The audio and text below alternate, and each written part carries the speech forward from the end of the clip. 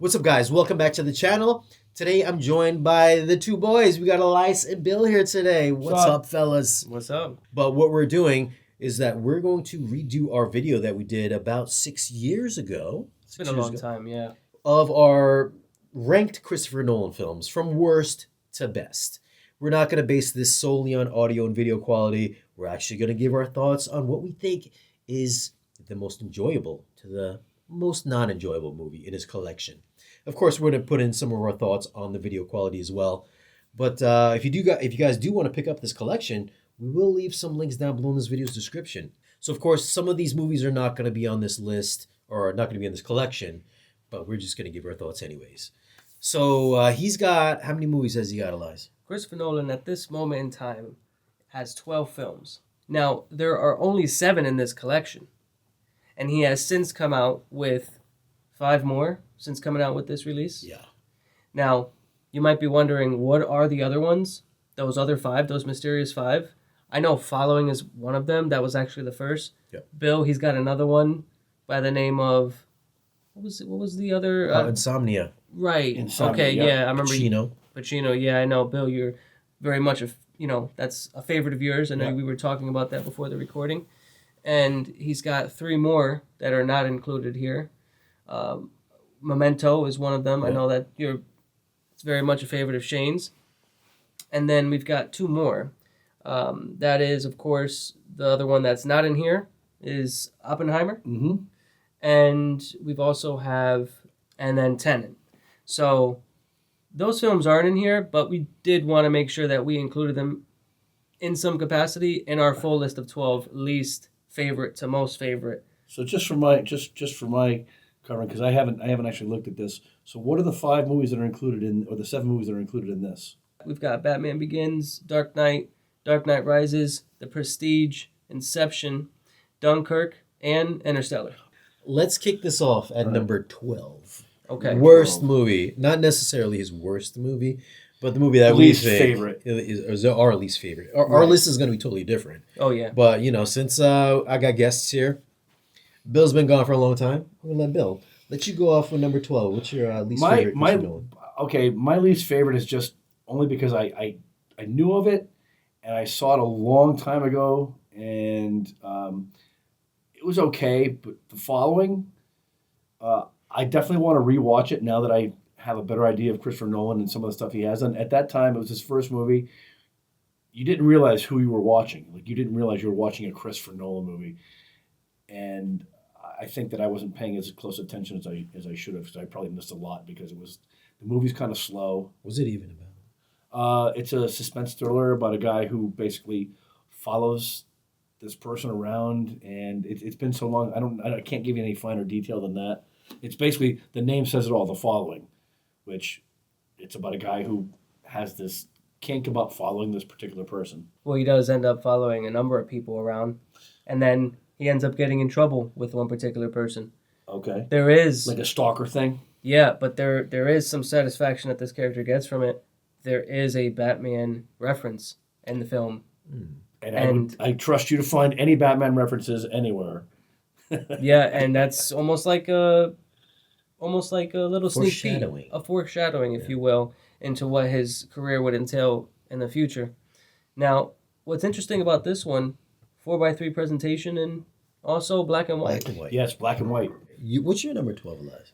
Number 12. This one, across the board, I feel like people may agree with this.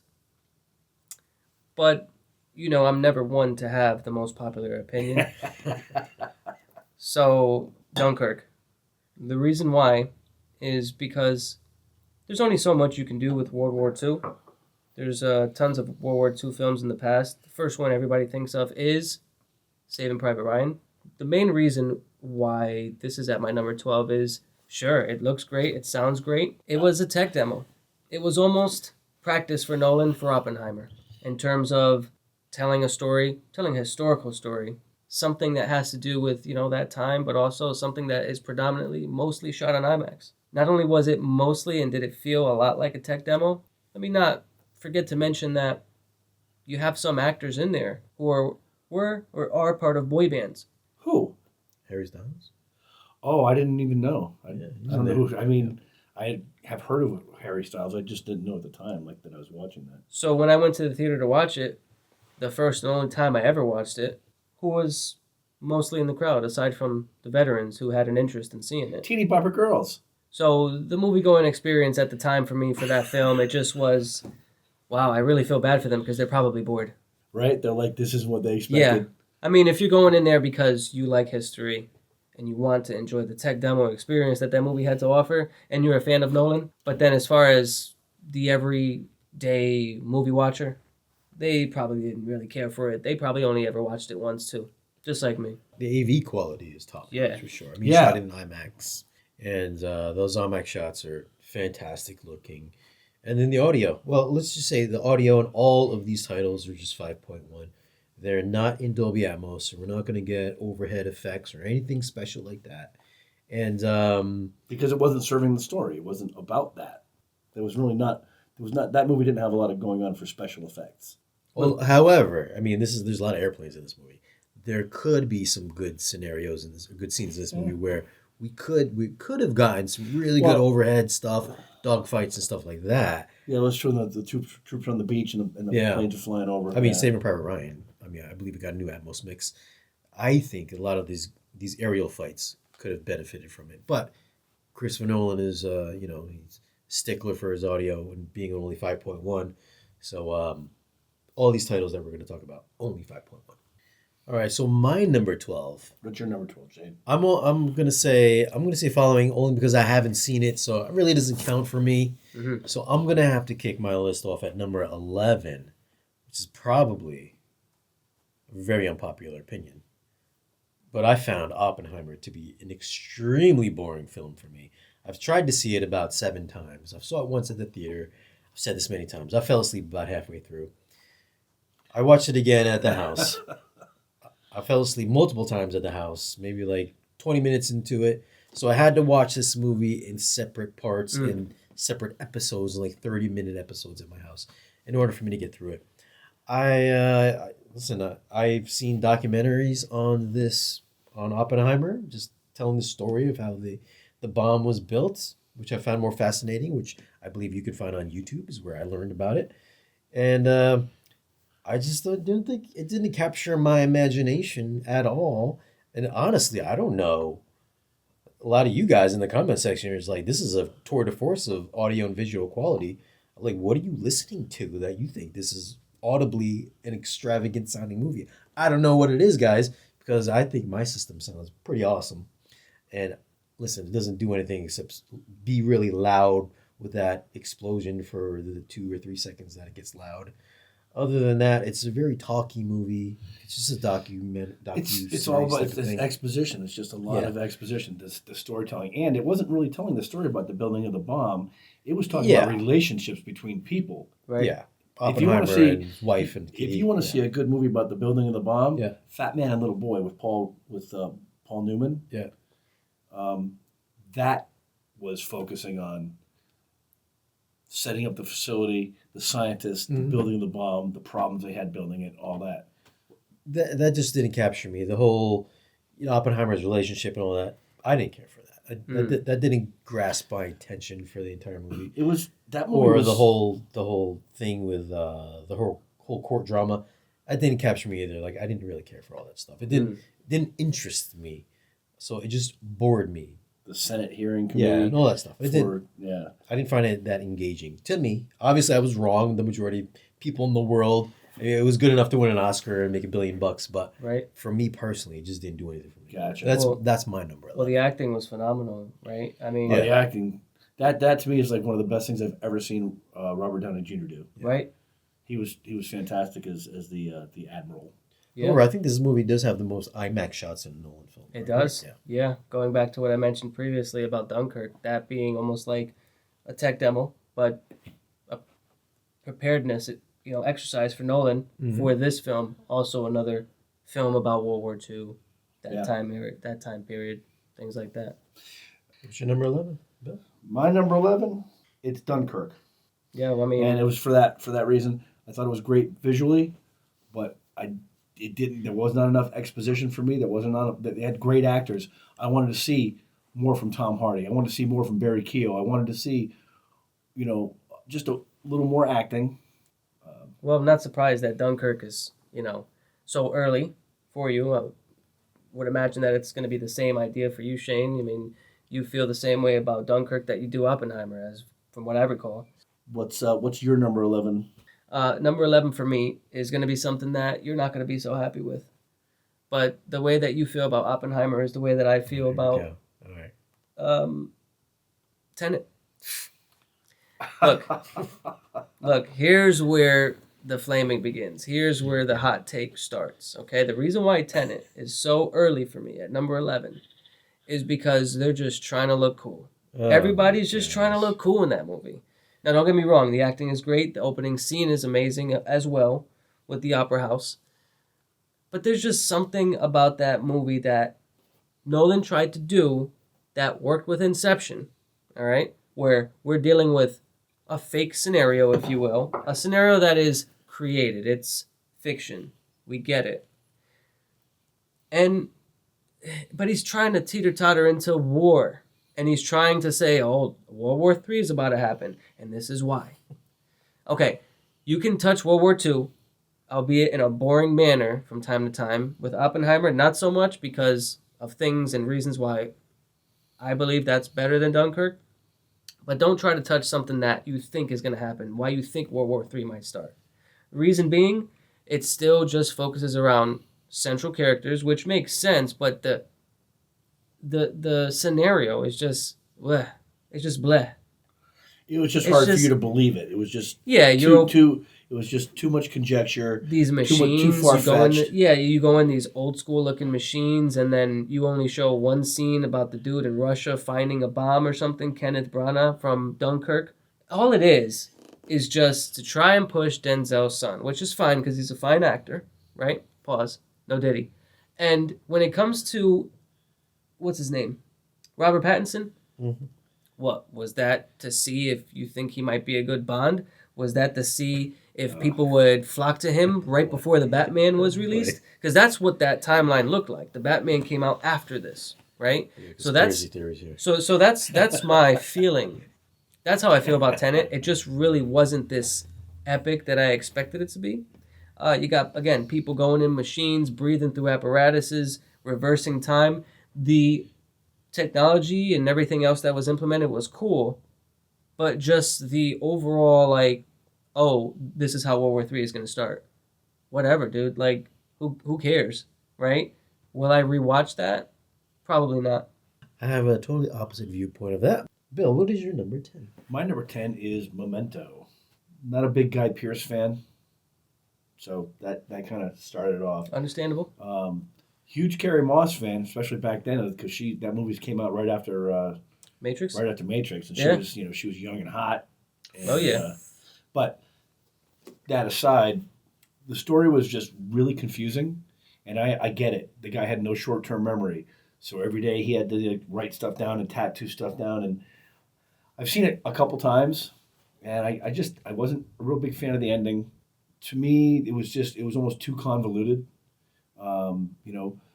This guy's supposed to be his buddy helping him, but then you don't know if he's really helping him or if he's doing what. And then Carrie Ann Moss is supposed to be helping him, but then you find out that she's not really helping him.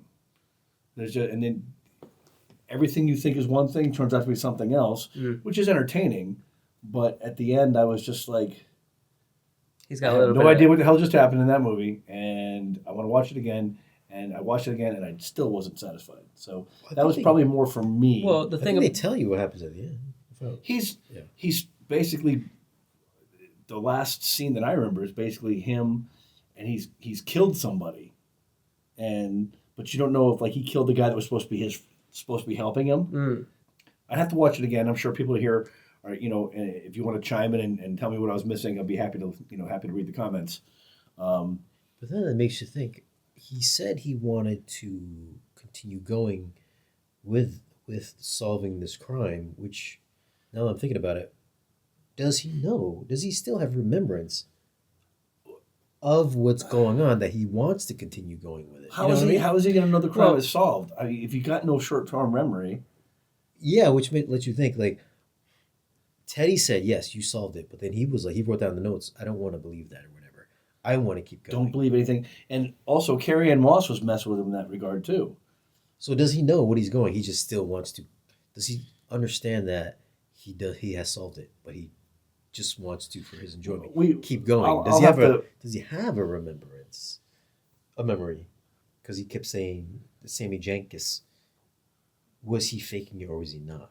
So was Guy faking it? You just watched this. I haven't. I just watched. That's what I'm thinking. I just thought about this right now. You're spouting characters. Well, I mean, I don't even know who you're talking about. I haven't seen it in so long. But going on to number 10. Yeah. Going on to number 10, it is similar to your number 10 in that it's from that era of Nolan films in which not many of us may remember, or not many of us may even like, and that just happens to be Insomnia. Now, I like Al Pacino, of course, Robin Williams as well, and Alaska.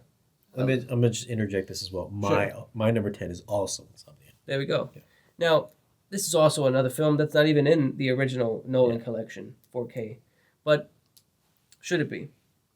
I think so, just to round out all the 12 films. But who knows what Nolan will come out with next? Who knows what... this is very kind of basic, I think, 90s sort of movie. Psychological action thriller. Yeah, I'm not going to comment too much on the story because it's been so long since I've seen it.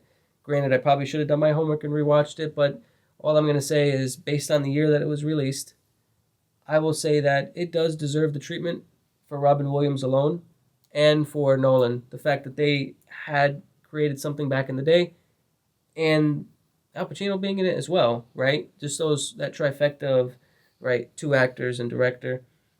It should be in there. At this point, I just want to mention he's got 12 films. Maybe on Nolan's next one is when they should do that box set and call it Nolan's Baker's Dozen. But as far as this film being number 10, you agreeing?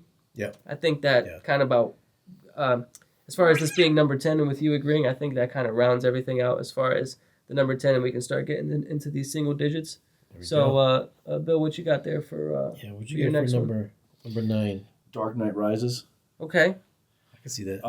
It has aged well, I will say that. Christian Bale was never my favorite choice as the Dark Knight. Okay. I'm sorry. Yeah, Ben Affleck. Yeah. And the beating that friggin' Bane gives him, it's like, dude, nobody comes back from that. I don't care who you are. Like, Bane just beat the shit out of him, you know? And I think Bane had the best lines in the whole movie, man. Like, you think darkness is your friend? You think darkness is your ally? I am from darkness. Like, he just had the best lines in the movie. When you can understand him. I understood it. I didn't have any problem understanding it. Shortly before that, I had seen Tom Hardy in Warriors. Yeah. As the fighter, and he was so jacked. Yeah. I'm like, and he's all smooth. Like, with he's tats? big, but he's all smooth. And I'm like, yeah, come on, you should have just kept him with that body. I mean, just put different tats on him or something. Right. Because, I'm sorry, he was in a prison in freaking Siberia or wherever the hell he was, in Himalayas, and he looks like he's been fed, rice and kimchi his whole life, just all fat and smooth and shit.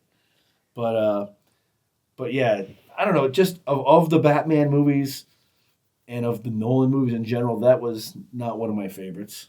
Sorry. What's your number 9? So my number 9, similar to what you mentioned earlier, Bill. Yep. Kind of like not that much of a Guy Pearce fan either. Yep. I think he's very vanilla. Yeah. I can't really think of anything that he's been in aside from Memento where you're like, wow, this actor defined the decade, or he defined these 2-3 years. He was in Prometheus. Solid actor with what he does and how he handles himself, don't get me wrong. It's just that the things that he's been in, maybe that's just a personality trait of his that he would prefer to be in these types of movies, those types of movies that he has ever been in. But overall, it was one of those where, like I said before, I watch it, and although you do gain more information by watching it the second time, and I didn't feel compelled to watch it a third or fourth consecutive viewing, unlike other films that are later on in my list. Would I want to see it in its full glory in like a 4K reprint and a new audio mix? Sure, I would revisit it for that reason alone, which is why we're reviewing this collection, because it's all about trying to bring those older films from the Nolanverse back into the fray, hopefully for a Nolan Baker's Dozen, right? But would I put this, higher in the list? Of course not. It is at number 9 for a reason, and it's just one of those films that is great, and it probably was better around the time it was released. But right now, it doesn't do it. It doesn't do it for me. Well, my number 9 is going to be, I don't know who said Dunkirk, but Dunkirk for me is number 9. For the same reasons, Oppenheimer was my number, whatever it was. Snooze fest. Mm-hmm. It kind of put me to sleep. It took me a long time to get through this movie as well. I felt like it didn't keep my engagement enough to want to learn about what was going on in this movie. There was a lot of time jumps in it, well, different aspects or different viewpoints. It just didn't do it for me. Audio and visually wise, as far as a 5.1 goes, technical standpoint goes, yeah, it sounded really good for a 5-channel mix. Visually, it looked awesome. A lot of scenes were shot in IMAX, super crisp, super clean, great normal natural color palette. But just story wise, it didn't capture my imagination. Did absolutely nothing for me. Just bored me to death. I had it. It took me a good solid year. Don't hold back, Shane. Tell them how you really feel. It took me a solid year to get through this movie. I had to watch it in increments of maybe like 10, 15 minutes till I got through it. And I wouldn't watch it again. Just for me. Yeah. Another one of those movies where it's just like a lot of the people in the comments just like, oh my God, tour de force of audio, visual, and blah, blah, blah story. I'm like, I don't know what you guys Switch are watching. channel. Change. I'd rather Right. watch this YouTube documentary on what went on. There you go. Exactly. I'd rather watch a documentary and get the actual story, the background, and Yeah. Yeah. That's it. All right, so what do you got at number 8, Bill? Batman Begins. Now, don't get me wrong. I liked Christopher Nolan's take on Batman. As far as Christopher Nolan movies go, Batman Begins, not my favorite. First of all, because, again, not a big fan of Christian Bale as Batman. I like him in a lot of stuff, just not as Batman. I don't know. I mean, the story was okay. And I loved, what was it? Was it Katie Holmes? Yeah. Yes. As his love interest there. Again, not my favorite actress. She wasn't horrible. It's not my favorite Christopher Nolan movie. That leads me to my number 8, which is The Dark Knight Rises. Now, you had mentioned Dark Knight Rises previously, Bill. Yep. And more or less, our early on, at least Nolan films, seem to kind of mirror each other in some way. Yeah. Yeah, very close. The reason why this is so early for me is because it feels so different compared to The Dark Knight and Batman Begins. Now, granted, when we went from Batman Begins to The Dark Knight, there was a difference in tone and feeling with the world that they had built and also with the color palette and just the time period that we were in. Right. But because they decided to film in Philadelphia for this one, it just felt like the buildings were too tall and too spaced apart, which was a grand departure from Batman Begins, where the buildings were shorter or seemed medium-sized, medium height. You can tell with that scene where the kid is throwing the gadget that Batman gives him, and in The Dark Knight even, where it looked like it was kind of shot in New York. Dark Knight Rises just felt way different. The whole thing about the pit, how does he get back to Gotham? How does it turn from daylight to nighttime in the span of 5 minutes with the New York Stock Exchange scene? I was so hyped for this. I had these grand theories on what it might include, and none of that ever panned out. It was actually the first movie that came out where when we watched it in the theater, not only was I turned off by Bane's voice in the beginning being redubbed, obviously, and then for the rest of the movie, it was regular Tom Hardy Bane voice, not redubbed.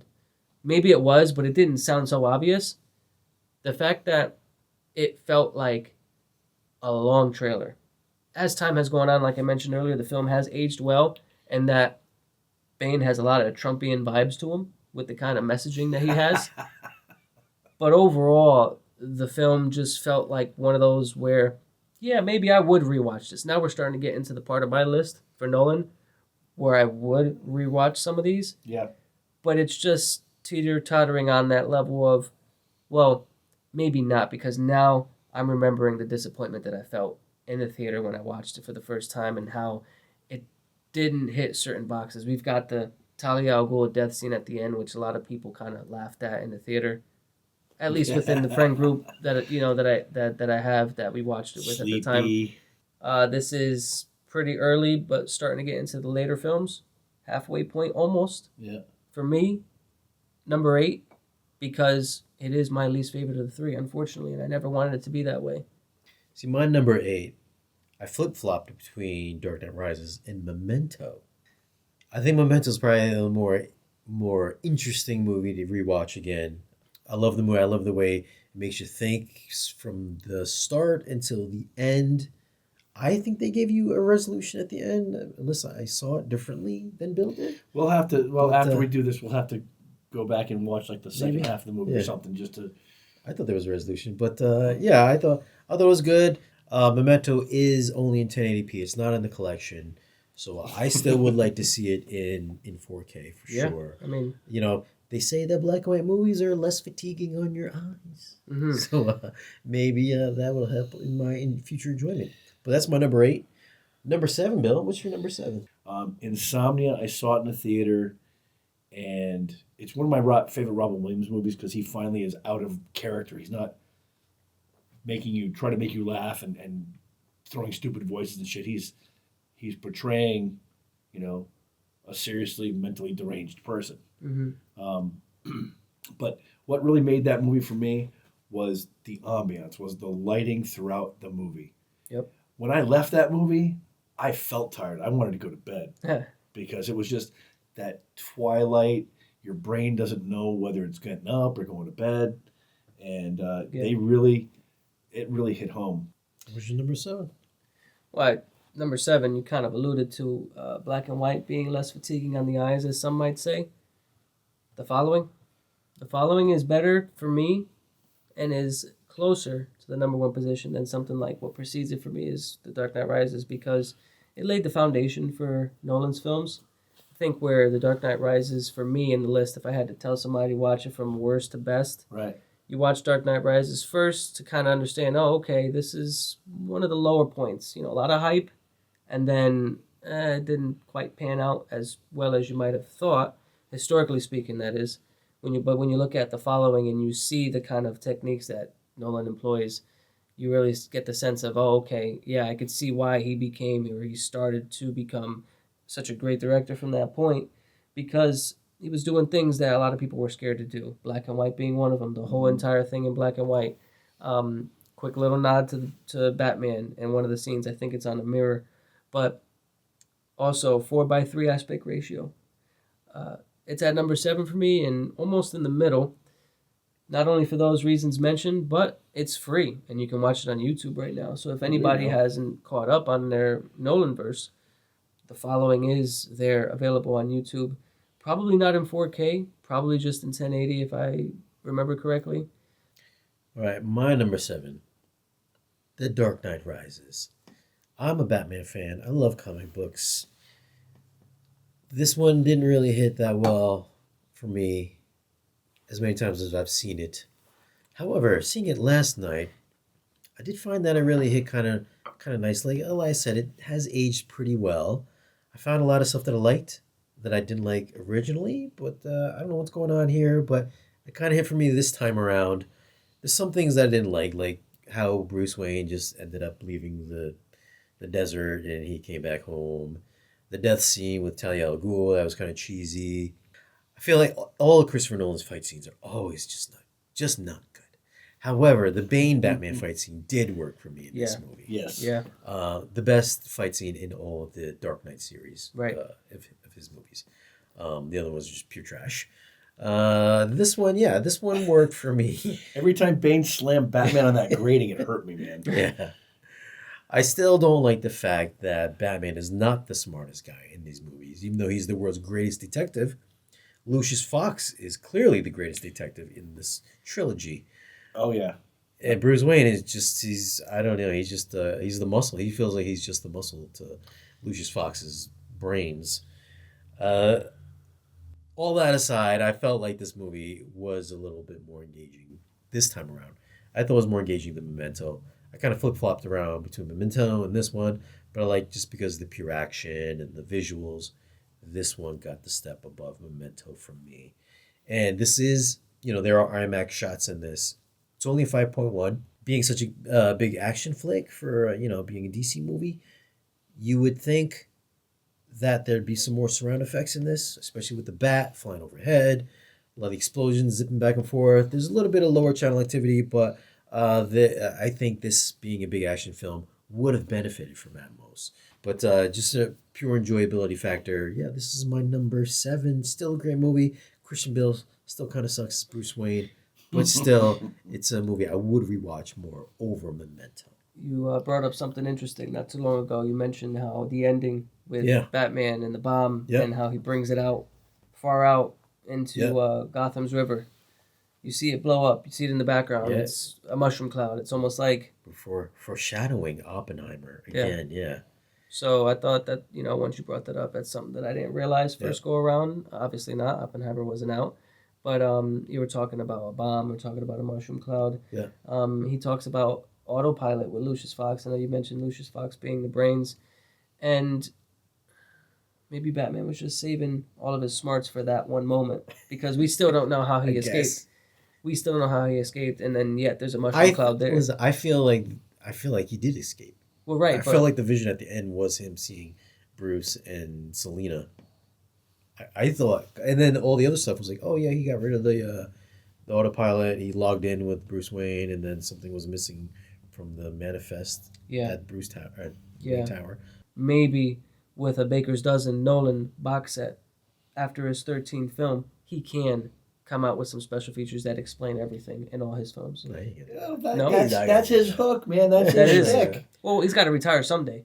He's like, So that's what he's going to do. He's going to release a box set of just the ending bits of the film that they cut off. Explaining everything. That's right. So this is why this happened. So what's your number 6? My number 6, Tenet. Again, I like Tenet. I thought it was really cool. I think the premise was very interesting, made you think. I loved later on in the movie when you start seeing the shit that you didn't understand in the first part of the movie. It all starts to piece together.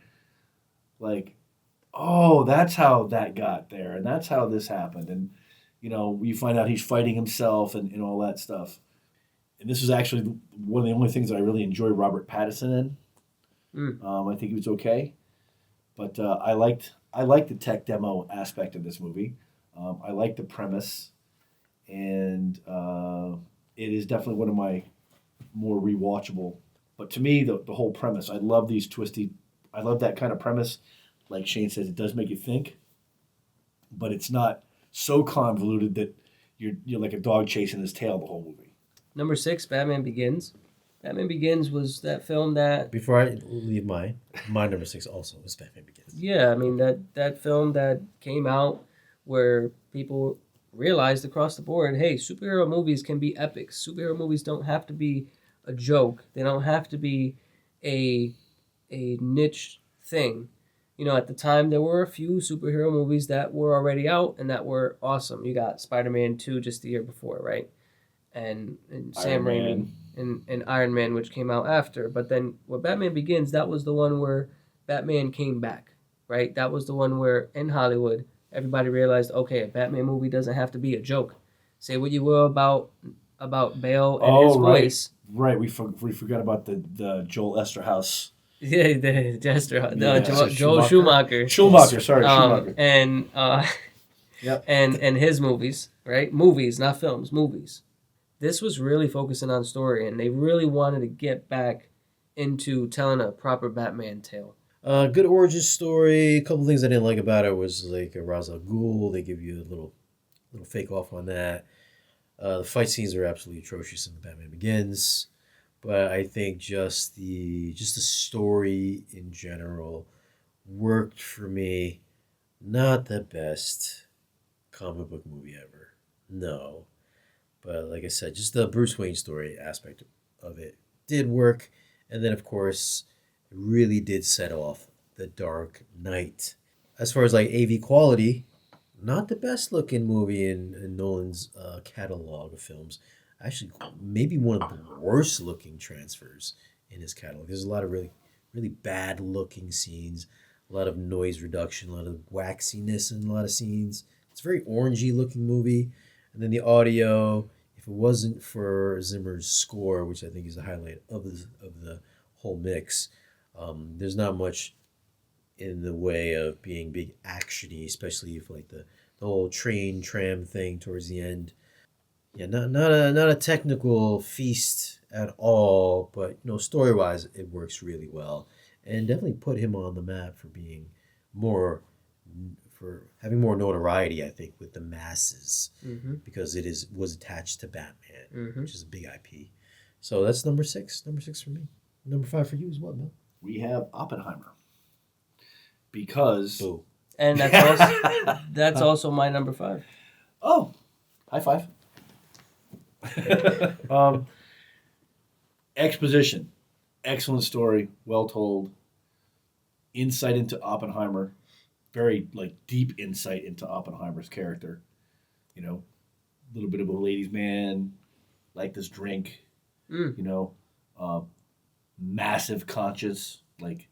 Felt bad. And the scenes where afterwards he's all his the whole town is together and they're all saluting him. Yeah. And he's seeing them die. Yeah. He's seeing them die as a result of he knew immediately what he had created, and that he had basically let the dog off the leash, so to speak. But great film work, great cast. Cast was phenomenal. So a great tech demo combined with a great story. Number 5. I'm coming in hard with The Dark Knight. I mean, the quintessential Joker. I don't know who's gonna top Joker. I mean, Joaquin Phoenix is okay, but let's face it, comic book accuracy, I feel like Heath Ledger's Joker is still the best. That's the gold standard right there. The gold standard for sure. Still, this is what really took comic book movies to really new heights for me. Being real serious, just a hardcore. Almost, they took qualities of Heat with the bank heist at the beginning of the film, intermix that with Batman. However, I still feel that Bruce Wayne was not the smartest dude in the world. This is more this movie should have been called Joker, not The Dark Knight. Yeah. So this was more the of Joker a Joker Rises movie. Yeah. Joker Rises. So yeah, man, this is this movie I could rewatch multiple times over. Again, not being a Batman fan, but being a Joker fan, this is a Joker movie. I think I saw this 6 times in the theater. Wow. Yeah. I mean, I saw this again last night. And I think this is the first time he used IMAX in his movies. Yeah? Yeah, I think it's the first time he employed IMAX. Yeah. And I remember seeing this at the Norwalk Aquarium when there was an IMAX. Throwback, before they had to tear it down for the parking lot. And improvement of the railroad. Yeah. That's what? The first time. They tore the aquarium down? Yeah, it's gone. Yeah, I think they're relocating the theater, though. Yeah, it's gone. That's the first time I sat somewhat in a real IMAX theater, and the first time we got that shot of him over Hong Kong, I got a little vertigo there. Oh, the screen was so big. Yeah. It was pretty impressive seeing that in 70 mil. He really brought IMAX into the forefront for film and movies. Now we see everything in IMAX, even if it's not shot in IMAX. There's a big push in IMAX, all because of Christopher Nolan, not just documentaries. And I'm going to flow right into my number 4, which is Dark Knight. Yeah. To me, the darkest of the Nolan Batman movies, because he basically defies Lucius Fox and turns on all the mics on everybody's cell phone because he's going to find Joker if it's the last thing he does to rescue Katie Dawes. Not Katie Dawes. Rachel Dawes. Katie Dawes.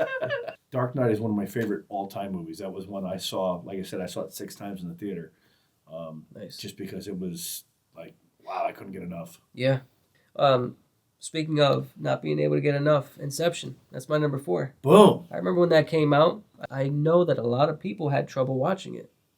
And I don't quite understand why, because I remember a couple of times I showed people that aren't here that movie, and they said, "Oh, gotta pause it. Explain this to me." What do you mean? A movie isn't supposed to be like that, where you have to explain it to the person that you're watching it with. You should just be able to watch it and piece it together as you move along. And I think Nolan is such a masterful storyteller, and the way that he,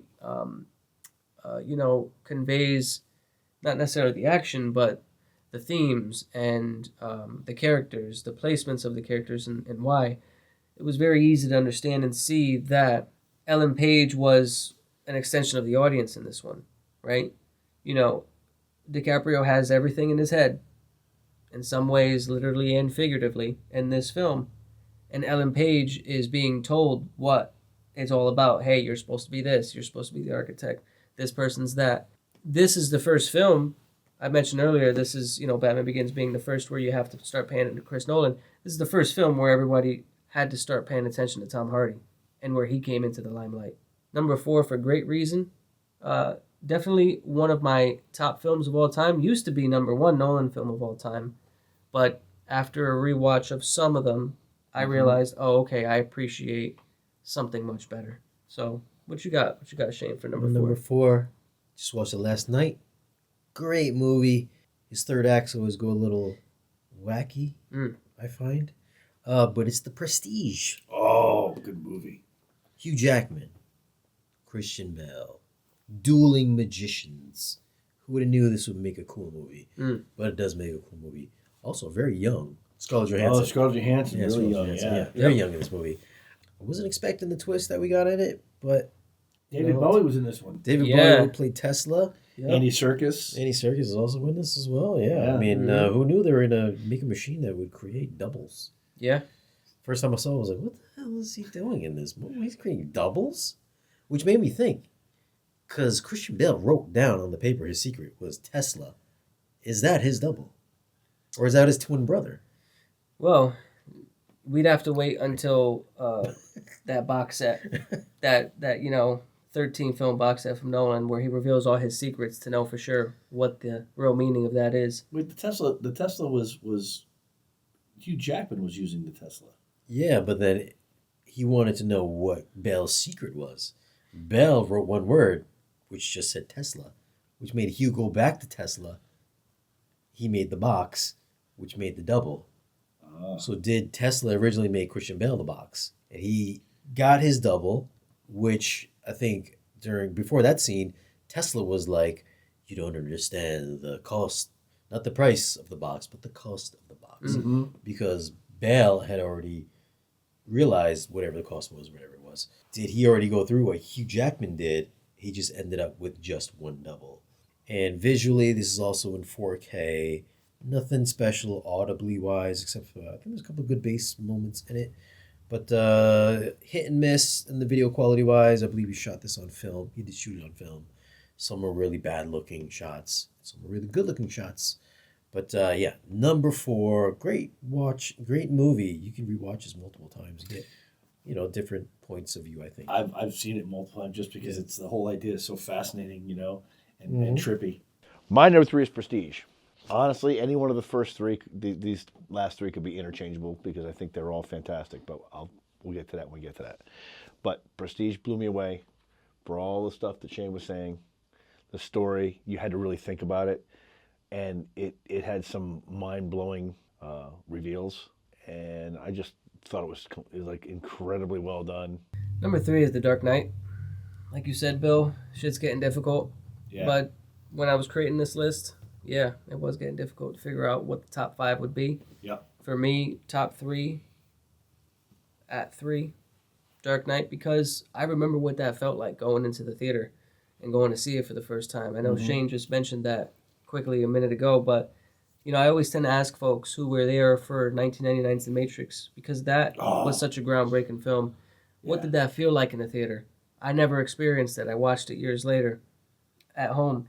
But the fact that I can say I was in the theater when 2008's Dark Knight came out, and I can recall what that atmosphere felt like. It was palpable. It felt great. It felt historic. But as far as the Nolan verse is concerned, number 3, Dark Knight being there, because it's, to many, a masterpiece in its own right. Not only because it's a great comic book film, in fact, may be the best comic book film of all time, but a great film in general. Shane, what do you have? Number 3, Inception, a movie that does make you think with time and how it happens, how it progresses in our dreams. Again, movie with an ambiguous ending. Is Cobb in his dream? Is he not in his dream? When does the movie take place? In his dream and out of the dream? Are we in his dream from the start of the movie? Do we go into his dream at the start of the helicopter ride? Where does it go off the rails? We don't really know. So it's kind of left up into interpretation. This movie is in the 4K list. Again, this is not a surround sound extravaganza as far as like things bouncing back and forth Oh, it could have been within the so soundstage. It could have been. Yeah. But the main thing within these soundtracks is going to be the score. It's big, it's bombastic. There's a lot of huge bass drops in it. One of the first movies to do that in Christopher Nolan's films. And of course, we got DiCaprio, Elliot Page, not yet Elliot Page. Soon to be Elliot Page. Soon to be Elliot Page. Just a great cast, great act. Watanabe? Yeah. Yep. Ken Watanabe, yep. Or Watanabe. Watanabe. Watanabe. Mm-hmm. And this is what I like about these Christopher Nolan movies is the rewatchability factor. This one has a lot of rewatchability, I think, for me personally. And that's what I think what propels each movie in my list to go up top. If I can rewatch it multiple times, get something new out of it, then it makes it on the list. Absolutely. Number 2 for me is Inception. All right, there you go. Thinking Man's movie. Now, I wanted to comment on this when you were saying this. Like, you watched it in the theater, you watched all the way through, and you got it. Yeah. First time through, you got it. I did too. Except the same thing that grabbed everybody, that everybody walked out scratching their head, was the top spin. For sure. Yeah. That's the only And thing. the fact that he didn't, like, he sees his children, but he doesn't see his children. The end notwithstanding, every part of that movie is fantastic. Where's your number 2? Number 2, you mentioned earlier Nolan getting sloppy with his third acts. And I already know that you're going to disagree with this one. In a way, only because you can't stand the third act. But to me, I think it brings everything full circle. And that is Interstellar. I remember when this came out, there were so many scenes that I would rewatch just because it had. Mind you, your number two and my number 2 is exactly the same. Okay. So I feel like I win. I know that's my number 1. All right, we're all on Interstellar right now. When it comes to Interstellar, the thing that makes this film so great is that it is a actual possibility, unlike Tenet. So, where Tenet talks about an impending World War III for reasons that I can't quite remember because the plot is a little convoluted, Interstellar really talks about a real-world phenomenon. It strikes that fine balance between, okay, this is about my world, but also this is about something I will never see. Like, we'll never be on another planet in which time is much faster than time here. No. To know that that's a possibility at all is fascinating, and to see it play out in somebody's life, like when McConaughey is talking to his daughter, who is much older than she last was, so much faster than he expected and anticipated on that video feed, is crazy, because that's an emotion that you'll never get from any other film. To see him talking to his, at the time she was probably 23, 24, for film's sake, right? Compared to when he last saw her. Yeah, when he last saw her, she was like 12 years old. Mere days before that video feed transmission, right? Yep. That is a moment that you'll never get in any other film, just because no one's going to tell a story like that. No one's going to show film or even showcase visuals in that manner. And no one's going to have it all encapsulated with this great soundtrack by Hans Zimmer. Sci-fi, emotion, gripping storytelling, crazy visuals, and a great mix. For me, I'm all about the feeling that a film gives you. Mm-hmm. This film right here gives you so much to so much to digest, and so much to feel, so much to grab onto. I could see why collectively we all, revere it as being at the top. Maybe not number 1, but very close. Very close. No, number 1. Yeah. Yeah, that's Bill's number 1. Yeah. My number 2, just because it does hit the feels for me, because I do have a kid, I do have a daughter, and I would think of myself, if I was Cooper, how I would feel, leaving my daughter behind. But then at the same time, the third act, it falls apart for me, because the only thing that wins this movie over for me is the emotion with the father-daughter dynamic. But then it does fall apart because I'm like, yo, you're in this weird fourth dimension thing, and it kind of pisses me off that you didn't see your daughter. You wanted to get back to her for the entire duration of the film. And then you see her, then you just wanted to go get laid with Anne Hathaway's character at the end of the movie. So you kind of left her at the hospital, and you go left, like, you hung out with her for like 10 minutes, and you left. That kind of pissed me off a little bit. But everything the first and second act worked for me enough where I've rewatched this movie so many times just because I liked that journey of him leaving the daughter, wanting to save the planet for his kid, that whole sci-fi, adventure that he goes through. Just it falls apart in the third act. That's my number 2. Bill, that's your number 1. My number 1. That third act falling apart, getting sloppy. Yeah, I was kind of bummed out that he basically spends 10 minutes with his daughter who's, on the verge of death, and they spend like no time getting caught up. She basically says, "Well, I'm going to visit with my family. You can go find, Anne Hathaway and have a nice trip." Have a nice trip. Yeah. Her dad goes off on a promise that he made, and she doesn't, her family, and then he dies on her without giving her any answers, and she's like beside herself. My number 1, my number 2, Inception, Interstellar. They're fairly interchangeable. I've watched both of them dozens of times, so that's my number 1 for today. Your number 1, Elias. Yeah, so my favorite is In the Prestige. And the reason why is because it speaks to me. And although that film has many themes, there's one in particular that I like to point out, and that is Hugh Jackman's character's rationale for why he did what he did and what he ends up showing. At the end, he's got all of his clones submerged in water, right? Dying because he doesn't want them to be on the stage. He wants them to be in the box, and he wants to be receiving the praise and adulation. It's all about the self, and it's all about everybody trying to put themselves over, even if it's at the cost of a lot of other people, even if it's at the benefit to themselves, but at the detriment to others. It's a very seedy way of looking at how you can push yourself in this world. We see so many people doing it nowadays. I don't want to point out anybody. Okay. In particular. So for him, what he gets from doing that is worth the price that he pays to do that. Yeah. I think that, to me, if Hugh Jackman is able to send all those people, those guys, even though they're just copies of him, to their death and keep them like that, and as long as he continues to get the adulation and be successful in what that makes him one of the biggest monsters I've ever seen in film.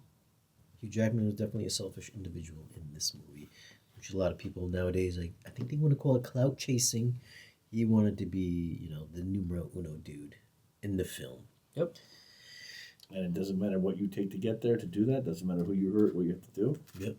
But my number 1, talking about recurring themes, at least in my top 3, especially in one of his first films, Memento, he likes to manipulate timelines and time in general. Especially in my number 3, we're going from Inception, then Interstellar, the time jumping, time going ahead. And then let me guess. Number 1 is the most mind-effing time movie that he's got in his repertoire is Tenet. Why do I like this movie? Well, as far as the rewatchability factor, I feel that if you have the attention span of something that maybe these Gen Zers don't have, they want to watch 30-second TikTok videos. This is a movie that's going to make you want to rewatch it multiple times over and over. The first time I went and I saw it at the theaters, I didn't know what the hell was going on. I didn't like it one bit. I was just like, yo, this is the man's worst movie I've ever seen. I had to do the review, so I watched it a second time, and I was like, all right, I'm grasping the concept. I've watched little breakdowns of the videos, stuff like that, and I've cobbled together his ideas and thoughts about things that I think that he thought would make sense, that I think makes sense. And it kind of makes sense, even though maybe it doesn't make sense. It makes me want to go back and rewatch it to see if I can make sense of it. Again, this is a movie that makes you want to go back to rewatch over and over again. I thought the actors were great. They sold the parts. We don't know who the protagonist is. It's ambiguous. Once again, most of all these people are just ambiguous. We don't know what's going on here. As far as like having a world war or whatever, I don't know. He's going back. He's traveling in time to stop whatever it is. And it's like a time loop. I think there's a time loop in this where he starts from this one point and it goes back around again to stop whatever war is happening. And it's cyclical. And is Robert Pattinson this child? Is he not the child? I still don't even know, but I like thinking upon multiple viewings, maybe he is the child. Who knows? It's a movie that makes me think over and over again. The fact that he could come up with a movie concept like this and make me think this way, as much as I like 4K HDR, Dolby Atmos, all this stuff, which he doesn't really have. I mean, this does have a great IMAX sequences in it, which fill the gap for visual awesomeness. Audio-wise, the soundtrack, music is what really, out of all of his films, the music is what really brings it, full force. Makes you feel a specific emotion. It's not the surround effects, because none of his movies really have great surround effects. It's always the score. And this is kind of like the epitome, way better than Oppenheimer. I feel like Oppenheimer is just like down here. I don't know what's wrong with you guys. Wow. But I feel like Tenet is the piece de resistance of his filmography. I mean, it's something that just makes you go over and over again. At least for me, that captures my imagination, and that's my number one. Based on that, I will say I will try to rewatch that, because lately I have been on this wave of time may be a spiral, and it isn't so linear as we think. So, sure, I'll take that, but it doesn't erase the fact that I still feel like they're trying too hard to be cool in a lot of moments. It was like high class, I don't know what they call it, highbrow sci-fi. That's what I think this is like the pinnacle, maybe. Avant-garde sci-fi. Yeah. A more literary sci-fi versus, your regular dime store novel sci-fi. Yeah, for sure. Well, but that's my number one. This rounds out the collection. It's going to be crazy to see if they ever come out with a 13-film box set or even a 12-film box set. Anyways, guys, what are your thoughts on the best to worst Christopher Nolan films? What is your ranking? Leave your comments down below and let us know from worst to best. And what is your number one? Do you think I'm wrong with number one? Is Oppenheimer your number one? Or is Tenet your number one? Whatever it is, leave it down below and let us know. Anyways, guys, thanks. Or Interstellar. Thanks to these guys for joining us. So like, share, and subscribe, and we'll see you again in the next video. Peace. I'm fucking hungry now.